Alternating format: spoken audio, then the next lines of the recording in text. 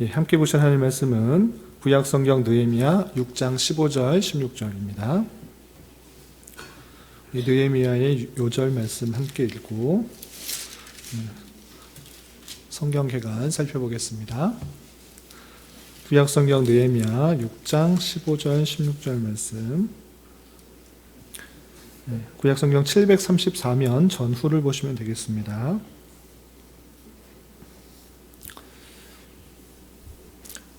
찾으셨나요? 예, 함께 봉독합니다. 성벽 역사가 52일 만인 엘룰월 25일에 끝남에 우리의 모든 대적과 주위에 있는 이방 족속들이 이를 듣고 다 두려워하여 크게 낙담하였으니 그들이 우리 하나님께서 이 역사를 이루신 것을 알미니라. 아멘. 예, 잘 오셨습니다. 수요일에는 성경 개관을 살펴보는 시간을 갖고 있습니다. 성경의 내용, 하나님의 말씀, 우리가 꼭 알아야 될 하나님의 말씀이기 때문에 한 절 한 절 자세히 살펴보는 것 물론 중요하지만 하나하나 자세히 살펴보다가 이 전체적인 흐름과 내용들을 혹 잘 모를 수 있기 때문에 우리가 나무와 숲을 함께 보아서 하나님의 말씀을 잘 이해하고자 개관을 공부하는 시간을 갖고 있습니다. 그래서 창세기부터 시작해서 16번째 책인 느헤미야까지 왔습니다. 그래서 오늘 이스라엘 구약 시대 역사의 마지막 부분 느헤미야인데 이것들을 잘 보고 또 느헤미야를 조금 더 잘 이해할 수 있는 기회가 될 수 있기를 바랍니다. 우리 지난주에 배웠던 거, 지난주에 어떤 성경책 배웠죠? 에스라 배웠잖아요. 우리 에스라와 느헤미야, 또 다음 주에 읽게 될 에스더, 같은 시대적 배경이기 때문에 지난주에 배웠던 거 다시 한번 살펴보고 오늘 느헤미야 한번 살펴보도록 하겠습니다. 먼저 중동, 팔레스타인 지역의 큰 나라의 흐름을 먼저 보시면 아수르라는 큰 나라가 있었는데 그 나라가 바벨론에 의해 멸망당하고, 또 바벨론은 어느 나라에 의해 멸망당했다? 바사. 영어로 말하면 페르시아. 아수르는 영어로 말하면 뭐예요? 아시리아. 바벨론은 파빌로니아. 그리고 페르시아 이렇게 됐습니다.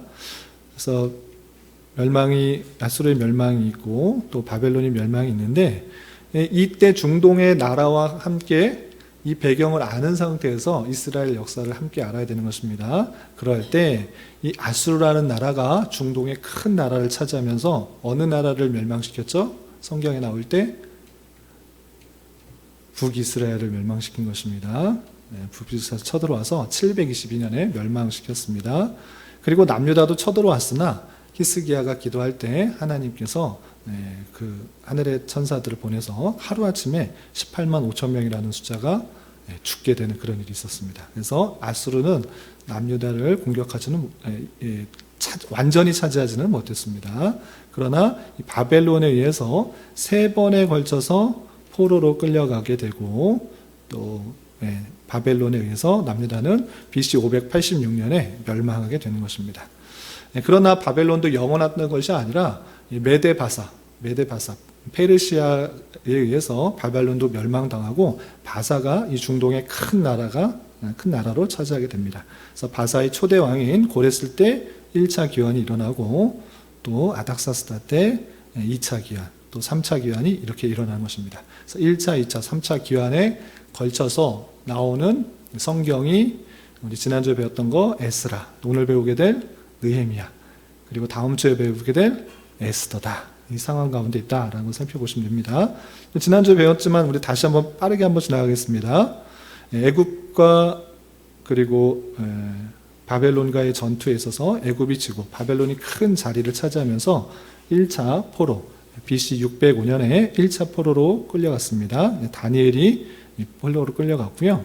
또 2차 포로 때는 어떤 애가, 또 이 바벨론이 애굽까지 쭉 내려갔으나 애굽을 차지하지는 못했습니다.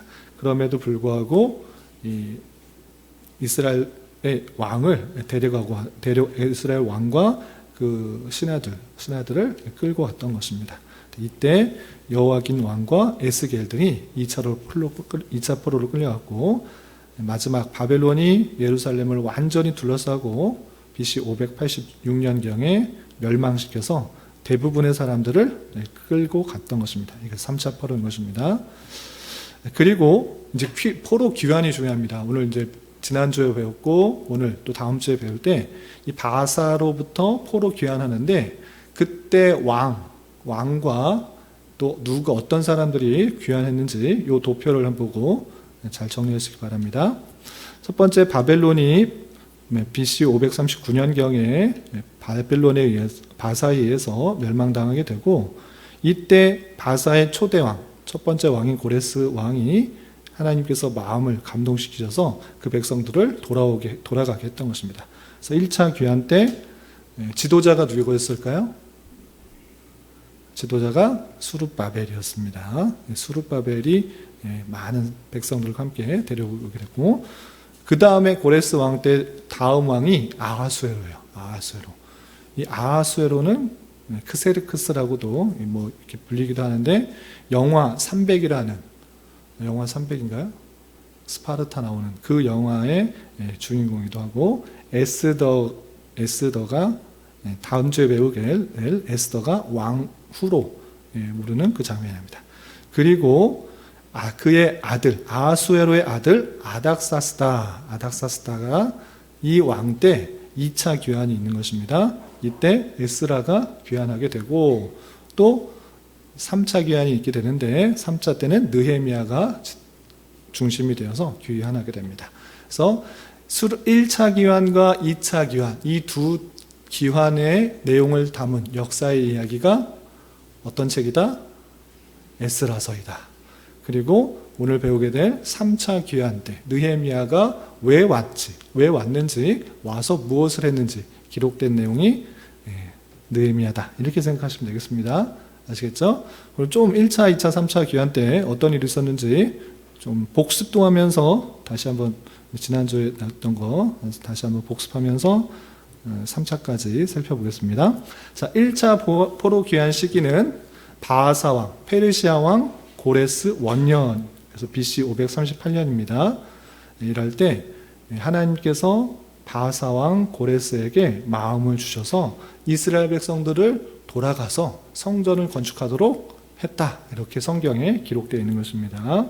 그리고 이것은 갑작스러운 일이 아니고 또 하나님께서 갑자기 고레스 마음을 바꾼 것이 아니라 예레미야에게 이미 선포되었던 그 말씀이 응하였다. 이렇게 우리가 살펴볼 수 있는 것입니다. 그리고 포로에서 1차 귀환한 사람들을 보면 수룹바벨이 지도자고요. 대제사장으로서는 예수아가 있었고 약 5만 명이 귀환하였습니다. 그리고 짐승도 많이 가져왔고 또 재물도 많이 가져왔습니다. 그래서 1차 처음 때 많은 사람과 많은 재물, 많은 동물을 가지고 돌아와서 성전 건축하는 일을 했다. 이렇게 생각하시면 됩니다. 그래서 성전 건축이 아주 중요한 일이었기 때문에 이스라엘 백성들이 망하게 된 이유, 하나님 중심의, 하나님을 잘 섬기는 성정 중심의 신앙을 버렸기 때문에 포로에서 되돌아온 백성들은 우리가 성전 중심의 신앙을 회복해야 되겠다. 이렇게 생각하여서 돌아와서 성전 건축을 시작하는 것입니다. 혹시 졸리면 뒤에 간식이 준비되어 있는데 간식하고 또 차 마시면서 졸린 것 좀 깨시기 바랍니다. 그래서 돌아와서 성전 지을 준비를 하고 또 성전 건축을 시작을 합니다. 그러나 평탄하게 건축을 할 수 있었던 것이 아니라 주변 사람들의 방해로 인하여서 중단되었습니다. 약 16년 동안 중단이 되어서 우리는 이제 지을 때가 아닌가 보다.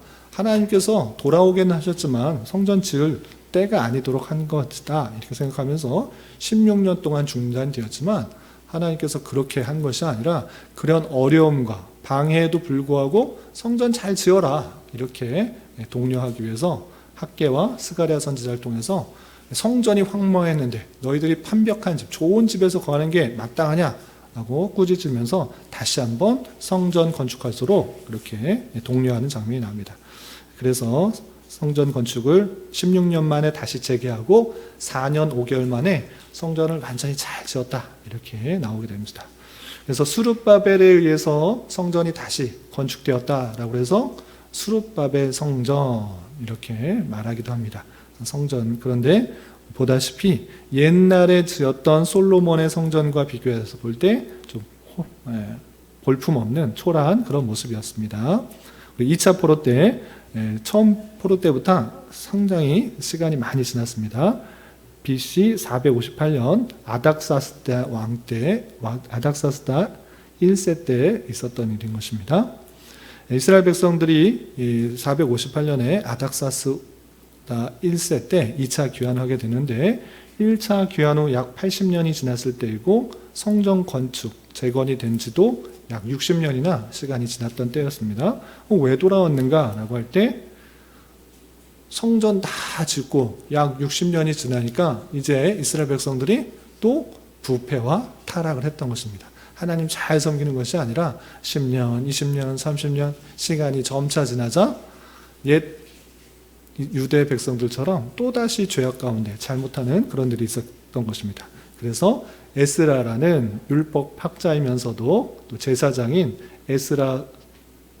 에스라가 와서 언약신앙 공동체를 온전히 회복하기 위해서 돌아오게 되는 것입니다.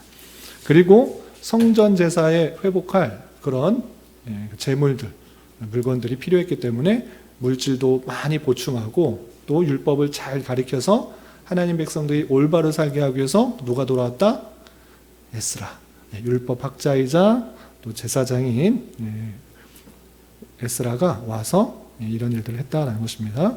그래서 귀환한 사람들이 누구인가? 에스라 8장에 잘 나와 있는데 제사장, 다윗 왕 가문, 남자, 레위인, 수종자 이렇게 제사 드릴 사람들 위주로 해서 약 1700명, 1800명가량이 되돌아왔다 이렇게 되어 있습니다. 근데 사람은 첫 번째 온 사람보다 훨씬 더 줄었지만 그렇지만 귀환할 때 가져온 재물은 훨씬 더 많다라는 것을 알 수 있습니다. 은, 또 금, 금잔, 금같이 보배로 녹그릇 등 해서 많은 재물을 가져옴으로 말미암아 성전을 재건하고 또 회복하고 그 중심에 신앙생활하는데 부족함이 없도록 가져오게 되었던 것입니다. 그래서 1차, 2차 귀환하는 것을 볼 수 있는데 1차 때는 니프로에서 바벨론을 거쳐서 오지만 2차 때는 수사라는 그 더 먼 곳에서 오는 것을 볼 수 있습니다. 그래서 에스라가 돌아와서 무엇을 하느냐라고 할 때 영적 하나님의 율법들을 잘 가르쳐서 영적인 각성을 하고 더욱더 올바르게 살아갈 수 있도록 했다라고 되어 있습니다. 그리고 그 당시에 있었던 백성들이 제사장이며 레위인이며 많은 사람들이 이방 사람들과 결혼하는 그런 모습이 있었기 때문에 그거 잘한 것입니까? 못한 것입니까? 잘못한 것이다. 그거 죄다. 왜? 그 사람 이방 사람들과 결혼하면 이방 사람들이 섬기는 신 그대로 섬기기 때문에 그렇게 하지 말고 신앙을 올바로 지키게 하기 위해서 같은 민족끼리 결혼하려고 했는데 제사장, 레위인 이런 사람들이 더 먼저 반백들, 두목들 이런 앞서서 솔선수범해야 되는 사람들이 오히려 이방 사람들과 혼자 결혼하는 그런 모습 때문에 그런 모습들을 지적하고 있었던 것입니다. 그래서 10월 1일부터 1월 1일까지 석 달간 대제사장, 제사장, 레위인, 노래하는 자 이스라엘 중에서 이방 여인과 통혼한 자들을 조사를 마치고 그 명단을 낱낱이 공개하면서 이 에스라서는 끝나게 된 것입니다. 여기까지가 지난주 배웠던 내용입니다. 그리고 3차 포로, 3차 세 번째 느헤미야는 왜 오게 되었는가? 그것을 살펴보는 것입니다. BC 445년 마찬가지로 아닥사스다 왕 때입니다. 아닥사스다 왕 때 돌아오게 되는데 이 3차 귀환은 느헤미야를 유다 땅에 총독으로 세워서 예루살렘 성벽을 중건케 하고 유다 공동체의 질서를 세우기 위함이었다라고 했습니다. 우리 그 3월 달에 누가복음 지난주에도 3월 첫 주에 황제가 있고 총독이 있고 분봉왕이 있고 이렇게 설명을 드렸잖아요. 황제, 총독, 분봉왕 차이점 아시나요? 잘 모르겠어요. 황제는 뭐냐면 여러 나라를 총 다스리는 왕 중의 왕을 황제라고 해요. 근데 왕 중에 왕인데 왕이 다 못 다스리니까 왕이 자기 대신에 다스릴 사람을 파견할 수 있습니까? 없습니까? 파견할 수 있는 것입니다. 왕은 그렇게 하는 것입니다. 내가 이쪽도 다니고 이쪽도 다닐 수가 없으니까 내가 신임할 사람을 내가 다스리는 지역에 보내서 다스리도록 하는 것입니다. 그것이 총독이라고 하는 것입니다. 그래서 이 바사왕 아닥사스다 왕은 그 이스라엘 지역에 내가 파견한 사람, 신임한 사람을 보내서 내 뜻대로 하도록 하는 것입니다. 그래서 느헤미야를 그 이스라엘 지역에 파송하도록 그렇게 명령을 했던 것입니다. 그래서 그 이스라엘 땅에 온전한 공동체가 잘 세워질 수 있도록, 질서가 잘 잡힐 수 있도록 아닥사스다 왕이 느헤미야의 요청을 받아들여서 그렇게 가게 되는 것입니다. 목적은 느헤미야가 요청에 따라서 그냥 아닥사스다 왕이 느헤미야 너 가 이런 것이 아니라 그 내용을 보면 느헤미야가 왕에게 요청했어요. 왕이시여 나 내 고국으로 돌아가게 해주십시오. 이렇게 요청을 해서 아닥사스다가 그것을 들어준 것입니다. 왜 그러면 느헤미야는 고국으로 돌아가도록 했는가? 이스라엘로 돌아가도록 했는가? 라고 할 때 예루살렘의 성벽이 다 회파됐다. 이 소식을 들은 것입니다. 그래서 내 조국이 온전하게 살지 못하는데 내가 여기 바사에서 나만 잘 먹고 잘 살면 되는가? 내가 높은 지위에 있다고 나만 평안하면 되는가? 그렇게 생각하지 않고 느헤미야는 그 예루살렘 성벽을 온전히 세워서 성벽이 없으면 외부의 적들이 쳐들어오기 쉽습니까? 어렵습니까? 쉽잖아요. 그러면은 이제 나라가 될 수가 없는 것입니다. 그래서 성벽을 재건하여서 그 나라를 튼튼하게 하나님의 나라를 더욱더 튼튼하게 하고자 왕 아닥사스다 왕에게 요청했고 아닥사스다 왕에게 허락해서 다시 돌아오도록 하게 된 것입니다. 그래서 이 돌아오게 하는 데 있어서 그냥 왕에게 나 그냥 가고 싶으니까 가게 해주십시오 이렇게 하는 것이 아니라 4개월이나 금식하면서 슬퍼하면서 기도하면서 이것이 정말 하나님의 뜻이라면 이루어지게 해달라고 간절히 기도하고 또 하나님께서 아닥사스다 왕의 마음을 바꿔주셔서 그렇게 허락하도록 해서 총독의 역할로 또 왕의 명령에 의해서 예루살렘으로 귀환할 수 있게 되었던 것입니다. 귀환한 사람 1차, 2차, 3차 어느 때가 제일 많을 것 같아요? 1차. 3차 때는 어느 정도, 2차 때는 약 1800명 정도 된다는데 3차 때는 몇 명 정도 될까요? 네? 3000명? 근데 정확한 기록이 없어요.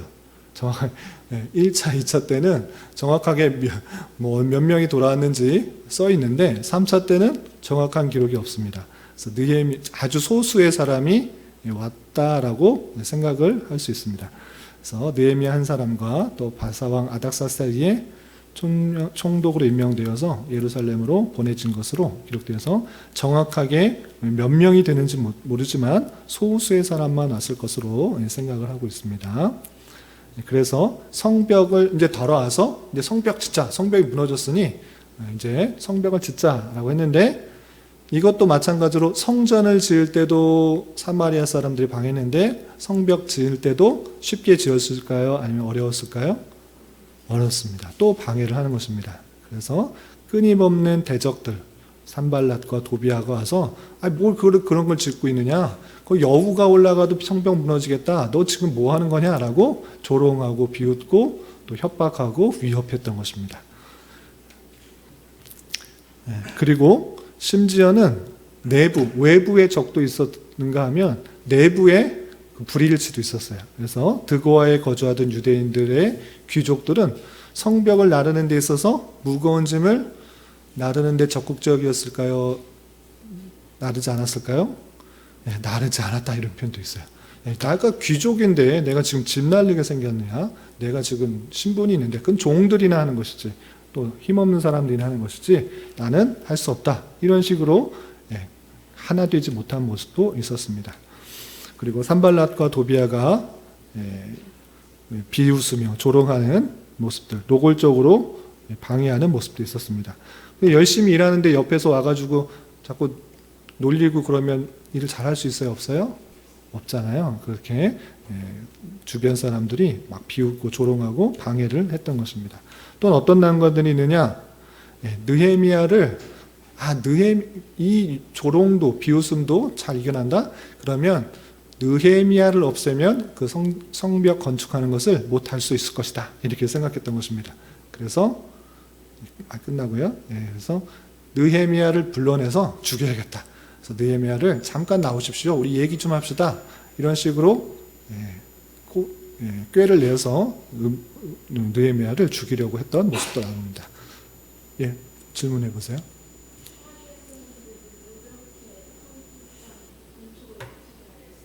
방해하는 거예요. 자기가 아니라 남이 잘 되는 꼴을 못 보는 거예요. 자기가 더 큰 세력을 가지고 더 힘이 있어야 되는데 유대가 더 큰 나라가 되면 오히려 우리나라가 더 못할 것이다. 이렇게 생각을 했던 것입니다. 그래서 그 성전뿐만 아니라 성벽 만드는 데 있어서도 계속 방해했던 것이에요. 그리고 이런 일들이 인간사에서 자연스러운 남이 잘 되는 것을 못하고 남이 더 위로 올라가는 것을 못 보는 그런 모습도 있지만 영적인 의미에서 해석해 보면 하나님의 나라의 일을 하는 데 있어서 내적으로나 외적으로나 많은 공격들이 있을 수 있어요. 하나님께서 원하시는 일임에도 불구하고 그 일이 그냥 형통하게 될 수도 있지만 수많은 어려움들과 힘듦 그런 것들을 극복할 수 있도록 하는 그런 일들이 있던 것입니다. 그래서 하나님께서 뜻하시면 그냥 자연적으로 되어야 되지 않습니까? 어떻게 사마리아 사람들이 방해를 합니까? 산발락과 도비아가 무시하고 조롱합니까? 사람을 죽이려고 하는 것이 있을 수 있습니까? 그런 일이 있을 수 있다. 그런 일들을 다 어려움들을 극복하고 여러 가지 영적 전투를 이겨나가는 것이 성도의 좋은 자세다라고 할 수 있는 것입니다. 좋은 질문 감사합니다. 그런 수많은 방해 공작에도 불구하고 또 성벽을 지으면서도 또 돌아가면서 또 맡은 구획 책임 있게 잘 감당함으로 말미암아 아주 짧은 시간에 성벽을 완전히 지을 수 있었습니다. 며칠 만에? 52일 만에. 52일 만에. 아주 빠른 2달도 안 돼서 성벽을 쫙 건축하게 되었던 것입니다. 이렇게 느헤미야의 탁월한 지도력과 숱한 방해 공작에서도 이겨나가는 그런 단결력으로 또 열심으로 성벽을 아주 빠른 시간에 완성할 수 있었습니다. 그래서 성벽 재건 예상도를 보시면 이렇게 되어 있습니다. 예루살렘 우리 생각하면 그림을 안 보면 그냥 동그란 성, 일반적으로 그냥 TV에서 영화에서 보는 성이 둥그런 성을 생각할 수 있는데 예루살렘의 지형을 보면 그렇지 않습니다. 좀 골짜기 같은 2개의 골짜기로 되어 있는 그런 언덕에 그리고 그 형 지형에 맞춰서 좀 길쭉하게 생겨 있는 것입니다. 그래서 이 겉에 보이시죠? 길쭉하게 되어 있는 그 성벽을 건축하게 된 것입니다. 그래서 어느 사람은 어디부터 어디까지, 어디 사람은 어디부터 어디까지 책임 구역을 다 바치고 한 손에는 칼과 무기를 또 한 손에는 또 성벽을 지을 만한 그런 재료를 담는 일도 열심으로 해서 52일 만에 잘 지었게 됐던 것입니다. 그리고 성벽 재건 낙성실을 하게 됩니다. 그리고 에스라와 느헤미야는 동일 시대에 있기 때문에 둘이 만나기도 했습니다. 아시겠죠? 그래서 에스라를 통해서 율법책 낭독과 초막절을 잘 준수할 수 있도록 하는 일들이 있었고 또 언약을 다시 갱신하면서 이제 이방 사람들과 결혼하지 말고 율법을 잘 지키겠습니다. 그리고 그 잘못들, 죄악들 이제 행하지 않겠습니다라고 언약을 다시 한번 바꾸는 일들이 있었습니다. 그리고 성벽 낙성식도 했고요. 그럼에도 불구하고 느헤미야가 그 밑에서 계속 잘 살았는가? 그렇지 않고 느헤미야가 3차 기한한 1차적인 목적이 뭐라고 그랬죠? 성벽을 재건하는 일. 성벽 재건 다 하고 또 낙성식도 했고 율법 잘 지키자고 약속도 했으니까 느헤미야는 계속 그곳에 있었을까요? 아니면 다시 바사로 돌아갔을까요? 어떻게 됐을 것 같아요? 그냥 나는 이곳에서 잘 살겠다라고 한 것이 아니라 다 다 임무를 마치고 나는 총독한테 성벽 다시 짓겠다고 그렇게 했으니 성벽 다 지었으니 나는 돌아가겠습니다 하고 돌아갔습니다. 그런데 돌아갔더니 백성들이 또 잘 살았을까요? 아니면 또 죄짓고 잘못했을까요? 또 잘못했어요. 그렇게 언약 갱신하고 하나님 말씀 잘 지키겠다라고 다짐했는데 1년도 되지 않아서 또다시 부패하고 타락한 모습이 있자 어쩔 수 없이 느헤미야가 바사로 되돌아갔다가 다시 돌아와서 다시 개혁정책을 실시하는 장면이 나오게 됩니다. 여기까지가 느헤미야가 돌아와서 성벽도 짓고 여러 가지 어려움 속에서도 열심히 잘 지었다라는 내용, 그리고 언약을 갱신하고 다시 돌아갔지만 부패한 모습 때문에 다시 돌아왔다라는 느헤미야 전체 내용인데, 이것을 또 개요를 잘 정리한 그런 유튜브가 있어서 함께 보면서 또 정리하도록 하겠습니다. 이 내용 개관을 보면 조금씩 내용이 약간씩 달라요. 그래서 이것을 전적으로 보는 것이 아니라 이런 견해도 있다 이렇게 생각하시면 좋겠습니다. 잘 정리된 유튜브 내용 한번 보도록 하겠습니다.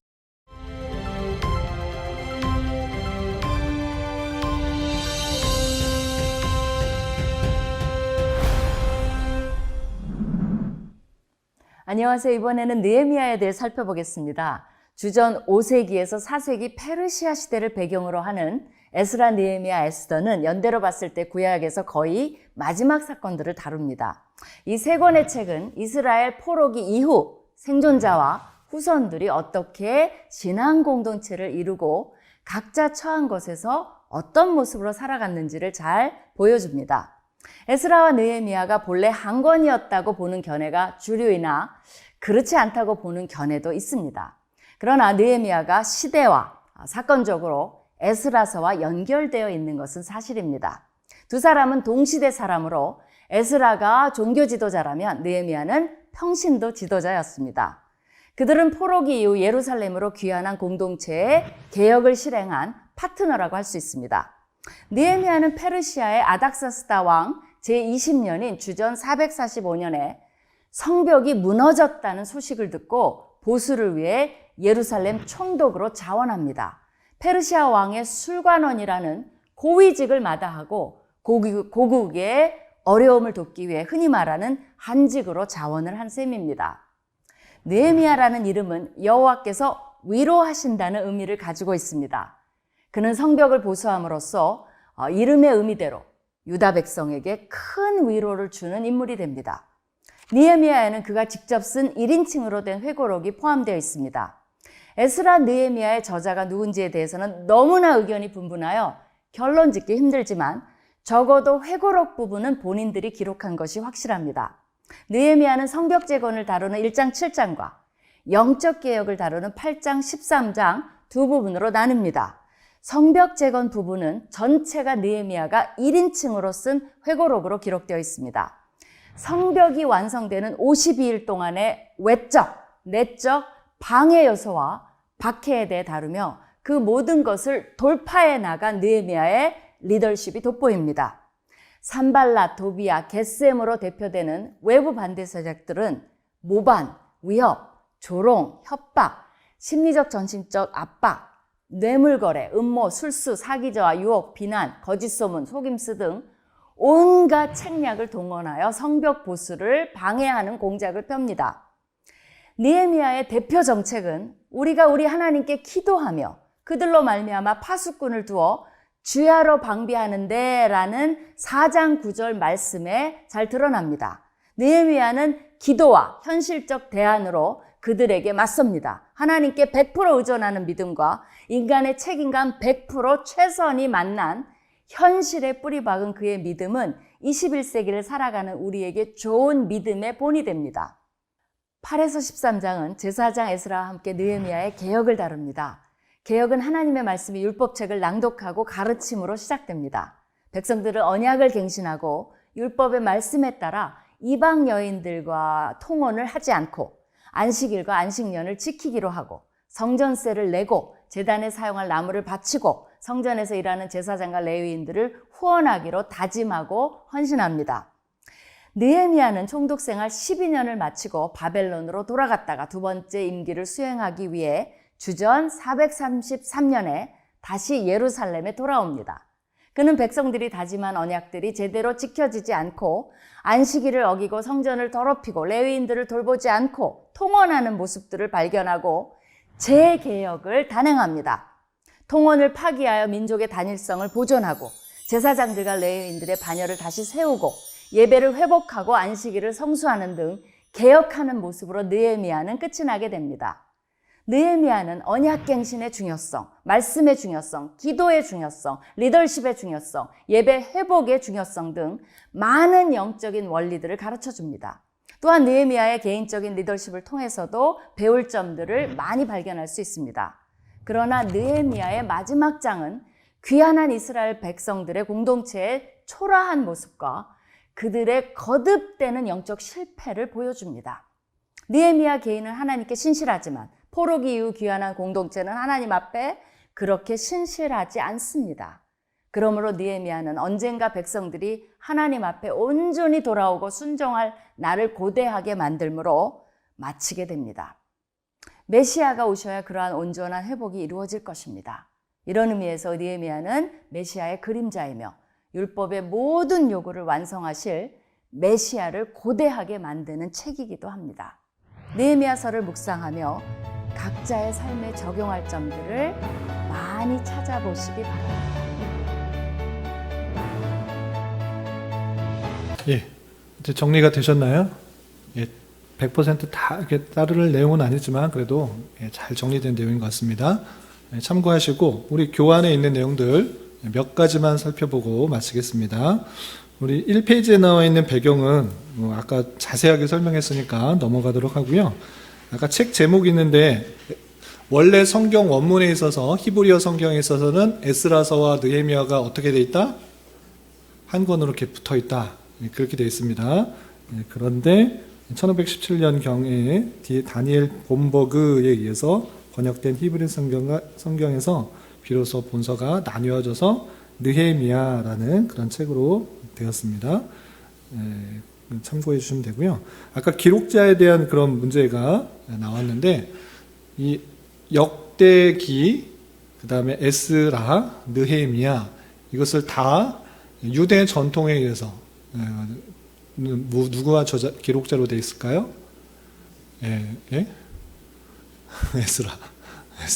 에스라가 기록자로 되어 있습니다. 그래서 다 유대 전통의 탈무드에 이게 다 에스라가 기록되어 있다 이렇게 해서 또 통합으로 이렇게 보기도 하는데 꼭 그런 것 같지는 않다 이렇게 생각할 수 있습니다. 왜 그런가라고 했을 때 에스라에서 공부할 때도 말했는데 에스라하고 느헤미야 같은 관점으로 또 그 역사를 쭉 쓴 게 아니냐라고 할 수 있는데 내용을 보면 좀 이해가 안 되는 여러 가지 것들이 있습니다. 첫 번째, 에스라서에서도 1차 포로할 때 귀환한 족속들, 그 인구가 사람들이 기록되어 있다, 안 기록되어 있다? 기록되어 있다. 에스라서 2장에도 기록되어 있는데 느헤미야 7장에서도 똑같은 내용이 있어요. 같은 사람이 그러면 썼다 그러면 여기에도 쓰고 여기에도 쓸 필요가 있는가라고 할 때 의문점이 드는 것입니다.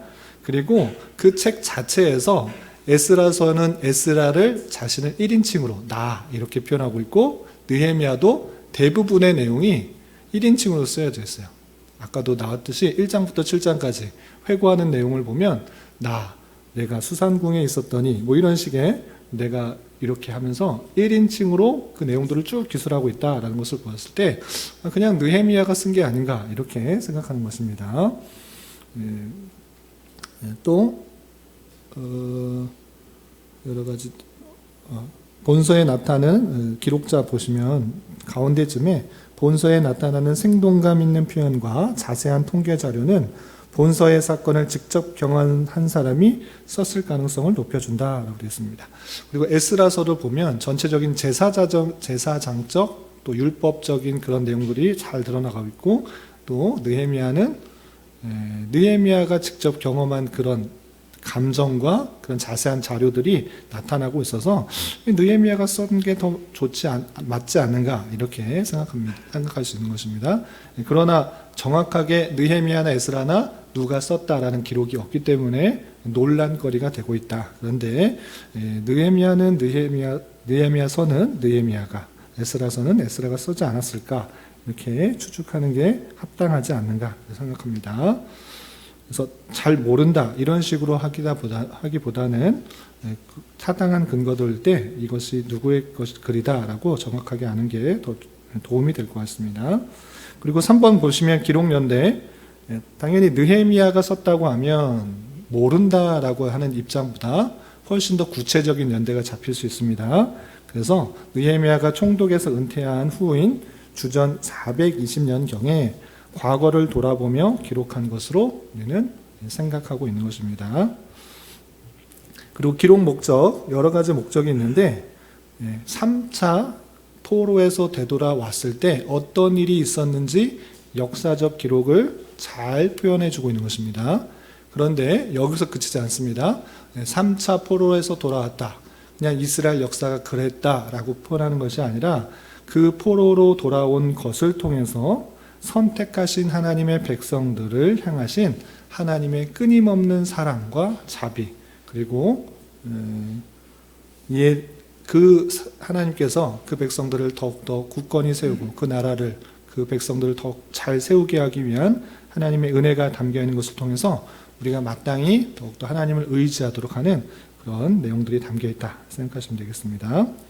그리고 5번 보시면 주제 및 특징이 있는데, 이 본서의 특징 보시면 두 번째 단락입니다. 첫째, 회복의 책이라고 할 수 있습니다. 바벨론 포로로부터의 귀환과 무너진 예루살렘 성벽의 재건, 언약의 갱신 등으로 하나님과 이스라엘 백성 간의 언약 관계의 회복을 강조하고 있습니다. 그래서 성벽도 회복하고 언약 관계도 회복하는 그런 회복의 책이다, 이렇게 할 수 있습니다. 그래서 느헤미야는 회복의 책, 이렇게 생각할 수가 있고요. 두 번째 특징이 무엇인가라고 할 때 이스라엘 백성들의 성결에 중점을 두고 있습니다. 그래서 에스라서도 비슷한 표현이 나오지만 여호와 신앙의 숭수성을 강조하고 있다라는 것입니다. 단순히 성전을 짓고 그 성전을 지었으니까 끝, 이것이 아니라 성전을 짓고 성전 중심의 신앙을 회복하고 또 하나님과의 그 말씀의 관계를 회복하는, 그리고 올바르게 살아가는 여호와께 성결하는 신앙의 순수성을 에스라서도 마찬가지로 느헤미야도 표현하고 있다는 것입니다. 그리고 셋째, 언약 백성을 보호하시고 보존하시는 하나님의 사랑과 섭리를 잘 드러내고 있다는 것입니다. 이사야의 포로 생활에서의 귀환에 대한 예언이 하나님의 섭리하에 그대로 성취되고 있다는 사실이 본서, 느헤미야서와 에스라서에 기록되어 있습니다. 이사야서 우리 지난 시간에 1월, 2월에 살펴보았습니다. 포로에서 대가 회복시켜 줄 거다. 반드시 회복해 줄 거다. 하나님께서 뜻하셨으니까 회복시켜 줄 것이다 라고 예언하는데 정말 그대로 예언이 성취되고 있다라는 것을 보여서 하나님의 놀라운 섭리, 그리고 그 사랑을 확인할 수 있는 것입니다. 그래서 포로에서 되돌아오게 하시는 하나님의 놀라운 사랑을 발견할 수 있다. 이것이 느헤미야서의 주제와 특징인 것입니다. 그리고 우리 바사에서 포로 귀환하는 1차, 2차, 3차 그 포로에서 되돌아오는 그 목적들을 다시 한번 정리하면 이렇습니다. 자, 1차 포로 때는 누가 지도자였다고 그랬죠? 스룹바벨. 그리고 무엇을 건축했죠? 성전 건축. 자, 2차 때 누가 지도자였죠? 에스라. 무엇을 했죠? 영적 개혁. 영적인 것, 율법을 알려주고 또 율법대로 잘 지키도록 했던 것입니다. 자, 3차는 누가 왔죠? 느헤미야. 무엇을 재건했다? 성벽. 그래서 좀 다시 그냥 이해를 돕기 위해서 외우기 쉽게 정리를 하면 1차 때 스룹바벨은 성전을 재건했고, 그리고 2차 때 에스라는 영적 관계를 재건했고, 3차 때 느헤미야는 성벽을 재건했다. 이렇게 좀 외우기 쉽게 정리하면 이렇습니다. 이런 배경 가운데 말씀을 잘 읽어나가면 좋겠습니다. 그리고 느헤미야서가 있는 의의를 세 가지로 이렇게 정리할 수 있습니다. 첫 번째 역사적 의미를 보시면 3차에 걸친 바벨론 포로 귀환 과정에서 마지막 해당되는 3차 귀환을 주로 다룬 느헤미야서는 구약 역사 중 맨 마지막에 해당되는 것입니다. 우리가 여호수아부터 느헤미야까지 읽었습니다. 그게 다 어떤 책이었죠? 역사서. 우리는 지금 여호수아부터 느헤미야까지 읽어서 포로에서 되돌아온 역사를, 구약 역사를 쭉 살펴본 거예요. 이해가 되시죠? 그런데 이 역사를 살펴보면서 우리에게 구약 이스라엘 백성들의 삶과 신앙을 잘 살펴볼 수 있도록 하는 것입니다. 그래서 하나님께서 그 백성들을 다시 포로에서 되돌아오게 하시는 그 모습을 보면서 역사를 주관하시는 놀라운 하나님, 그 약속하신 것을 반드시 이루시는 언약에 신실하신 하나님의 사랑과 은총을 잘 깨달을 수 있습니다. 역사 속에 나타나시는 하나님을 잘 살펴볼 수가 있고, 또 성벽 재건, 왜 성벽 재건을 이렇게 잘 다뤘을까? 단순히 외부에서 침략해 들어오지 않기 위한 그런 성벽인가? 라고 할 때 성벽 자체가 갖고 있는 그런 신학적 의미도 있다라고 할 수 있는 것입니다. 두 번째 달러 보겠습니다. 두 번째 달러 보시면 폐허가 되었던 성벽이 재건됨과 동시에 그 성은 견고해지기 시작했으며 이로 인하여 인구가 점차 늘어나고 부자가 가난한 자를 압제하는 불의는 하나님의 말씀의 권능으로 이제 제거되게 됩니다. 이 회복은 엄밀한 의미에서 온전한 회복은 아니었지만 잠정적인 회복은, 궁극적인 또 회복은 그리스도를 통한 완성된 삶의 구원을 필요로 하며 그로 말미암아 모든 삶의 근원적 관계가 궁극적으로 회복될 수 있다는 것을 보여주는 의미로 생각할 수 있습니다. 다시 말하면 느헤미야의 개혁적 회복은 하나님의 왕국에서 나타날 공의를 지칭하는 예언적 의미를 갖고 있다고 할 수 있습니다. 성벽을 지킴으로 말미암아 율법을 온전히 세우고 그것으로 말미암아 하나님의 온전히 세워지는 하나님의 나라의 완성들을 생각할 수 있도록 하는 그런 신학적 의미가 있다고 할 수 있습니다. 그리고 중요한 것 3번 구속사적 의미인 것입니다. 무엇이냐? 느헤미야를 보면 아까 유튜브에도 잠깐 설명했는데 느헤미야를 보면 바사 제국에서 무엇을 맡았던 직책을 갖고 있었습니까? 술 맡은 관원이라는 것은 그냥 술 따르는 사람, 이게 이 정도가 아니고 그 왕의 그 신위, 그 신변을 책임질 만한 아주 중요한 역할을 했던 사람이라는 것입니다.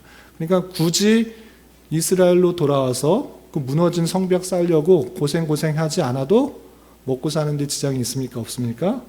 없는 사람입니다. 그냥 편안하게 그냥 왕 밑에서 그냥 배부르고 먹을 거 많이 먹고 평안하게 살 수 있는데 그럼에도 불구하고 그 높은 지위를 버리고 예루살렘의 회복을 위해 온갖 고난과 수모를 이스라엘 백성과 함께 겪었던 모습을 볼 수 있습니다. 이 모습을 통해서 이스라엘 백성들의 회복을 위해 헌신하였던 모습을 통해서 예수 그리스도를 예표하는 그림자적 역할을 하는 그 모습을 볼 수 있습니다. 그래서 본서는 에스라서에 이어서 언약 백성의 귀환과 재건이라는 구속사적 의미를 잘 보여주고 있고 또한 성벽 재건과 언약 갱신을 통해 언약에 충실하신 하나님이 선민을 보호하시고 또 보존하시는 놀라운 섭리가 드러나는 것입니다.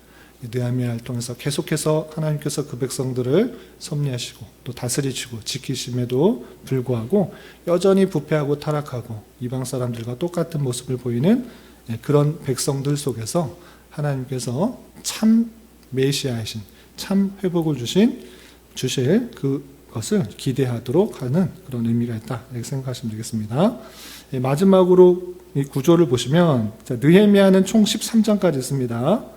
느헤미야는 총 13장까지 있는데 이해를 돕기 위해서 세 부분을 나누면 1장부터 7장까지는 예루살렘으로 귀환한 것과 또 성벽 재건의 사건을 다루고 있습니다.